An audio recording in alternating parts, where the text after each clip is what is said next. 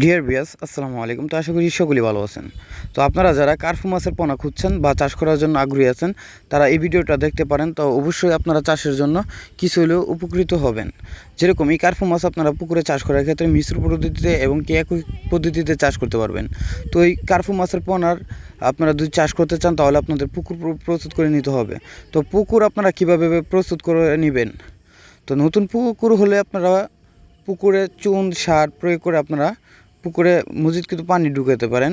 তারপরে আপনারা আপনাদের পোনা আপনারা পুকুরে দিয়ে দিতে পারেন। এবং কি পুরাতন পুকুর হলে আপনারা পুকুরটা শুকিয়ে, যদি পুকুরে পর্যাপ্ত পরিমাণ কাদা থাকে, ধরেন আপনার কাদার পরিমাণ হচ্ছে 2 ফুট বা 3 ফিট, তো আপনারা পুকুরটা শুকিয়ে রোদ লাগাবেন, যে এমনভাবে রোদ লাগাবেন যে পুকুরের নিচের তলদেশে আপনারা হেঁটে যেতে পারেন, যে এরকমভাবে শুকায়। তো এইভাবে শুকানোর পরে আপনারা পুকুরে চুন সার প্রয়োগ করবেন। যেরকম ইউরিয়া সার, টিএসপি সার প্রতি শতকে আপনারা 150 গ্রাম হারে প্রয়োগ করবেন। আর প্রতি শতকে আপনারা চুন প্রয়োগ করবেন 1 কেজি হারে।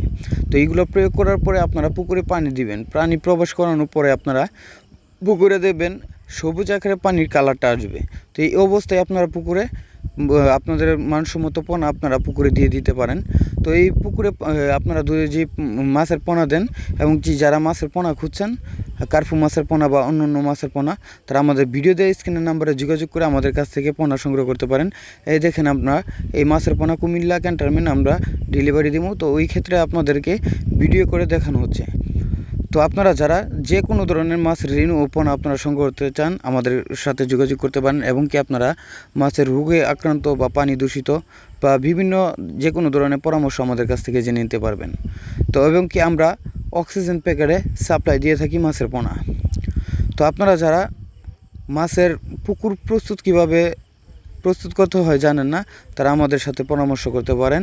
তো এবং কি আপনারা চাইলে আমাদের প্রতিষ্ঠান থেকে এসে মাছের মান যাচাই করে আপনারা আমাদের কাছ থেকে পোনা সংগ্রহ করতে পারেন। তো আশা করি সকলে